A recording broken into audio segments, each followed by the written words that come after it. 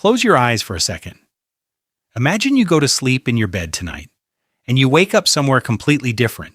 No phone, no house, no road, just dirt, trees, wind, and the sound of something big moving in the bushes nearby.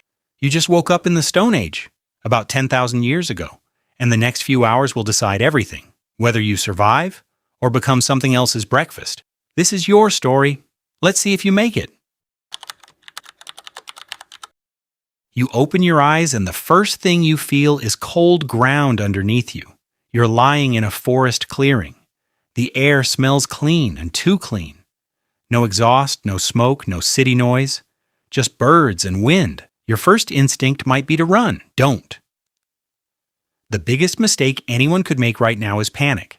Panicking burns energy, makes noise, and clouds your thinking. 3 things you cannot afford. Instead, you do what every trained survivalist says. Stop. S. Stop. Sit down. Breathe. T. Think. What do you have? What do you know? O. Observe.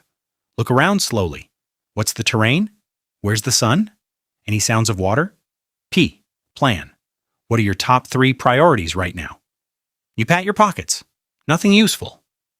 Just the clothes on your back. No lighter, no knife, no protein bar. But you have the most powerful survival tool that exists, your brain. And lucky for you, you just watched this video. You can survive 3 weeks without food, but only 3 days without water. So water is your first mission. You listen carefully. Somewhere to your left, you can hear it, a faint trickling sound. You follow it and find a small stream running over smooth rocks. Is it safe to drink? In the Stone Age, water was far cleaner than it is today. No industrial chemicals, no agricultural runoff. A fast-moving, clear stream over rocks is usually safe. You avoid still, dark, swampy water. You cup your hands and drink. Pro tip from the Stone Age. You also spot large leaves with morning dew on them. You wipe them with a piece of your shirt and suck the water off. Early humans used this trick constantly. Now you mark this stream in your mind. You will never camp far from water. The temperature drops fast when the sun moves. In many parts of the world 10,000 years ago, a night without fire meant death from exposure. Fire also keeps predators away, cooks food, and purifies water. But you have no lighter. Here's what Stone Age humans actually did, and what you would need to do. The bow drill method. Find a dry, soft wood for your fireboard, like willow or cedar. Snap a branch. If it's dry enough, it snaps clean and doesn't bend. Find a harder, straight stick for your spindle, about 50 centimeters long. Make a bow from a curved branch and a shoelace, or in your case, a strip torn from your shirt. Create a notch in the fireboard using a sharp rock and place a small bark piece underneath to catch the ember. Spin the spindle with the bow, back and forth fast, applying downward pressure. After 30 to 90 seconds of hard work, a small, dark ember appears in the notch. Carefully transfer it into a tinder bundle, dry grass, birch bark, or fluffy plant material. Blow gently. The ember grows. Flames appear. You have fire. This is arguably the single most important skill in the Stone Age. Fire meant the difference between a tribe that thrived and one that didn't. You guard it like your life, because it literally is your life. The sun is starting to fall. You have maybe 2 hours of light left. You need shelter tonight. You don't need to build a cabin. You need a lean-to. Here's how Stone Age you handles this. Find a fallen tree or 2 trees close together as your back wall. Lean long branches against it, side by side, creating a sloped roof. Layer leafy branches on top, starting from the bottom like shingles so rain runs off. Make the pile thick. At least 30 centimeters of leaves insulates better than you'd think. Pile dry leaves inside as your bed. Sleeping on cold ground steals your body heat fast. Build your small fire just outside the opening, not inside. You don't want to burn your new home down? You crawl in. It's small. It smells like dirt and leaves. But when the temperature drops and the wind picks up outside, you're warm and you're safe. That night you hear something move in the dark beyond the firelight. It stops. It smells the smoke. It moves on. You just survived your first Stone Age night. By morning, you're hungry. Real hunger. The kind where your stomach physically hurts.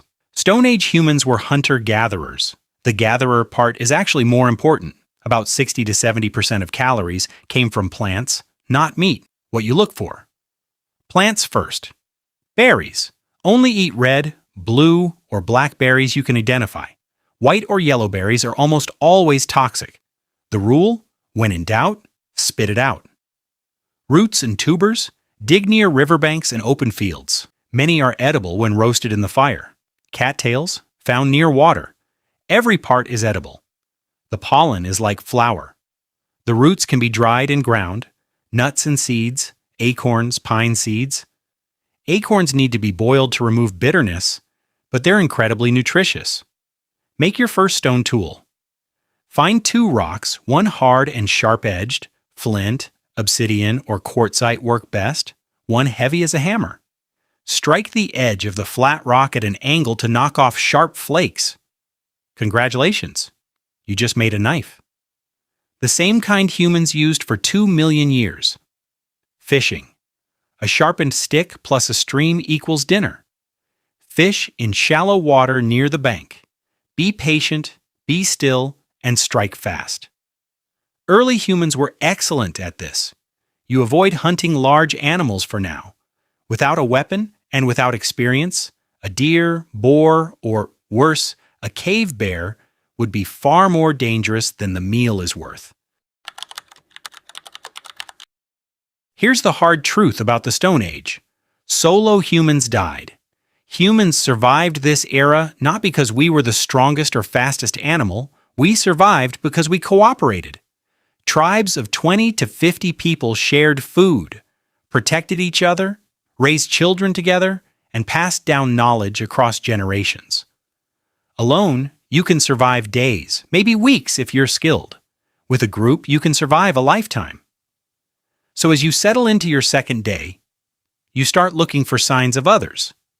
Smoke in the distance, worn paths through the forest. Animals make trails, but humans make paths that turn corners. Stone arrangements or old fire pits. When you find them, approach carefully. Make yourself visible from a distance. Show empty hands. Bring something useful, food or knowledge of a good water source. The universal language of the Stone Age wasn't words, it was value. Show that you're worth keeping around. So there it is. Your first 48 hours in the Stone Age. You found water, made fire, built shelter, found food, made a basic tool, and maybe, just maybe, found a tribe. And here's the thing that surprises most people. Stone Age humans weren't primitive. They weren't stupid. They were incredibly skilled, deeply connected to their environment, and in many ways physically stronger and more capable than most of us are today. The real question isn't, could you survive the Stone Age? The real question is, could the Stone Age survive you?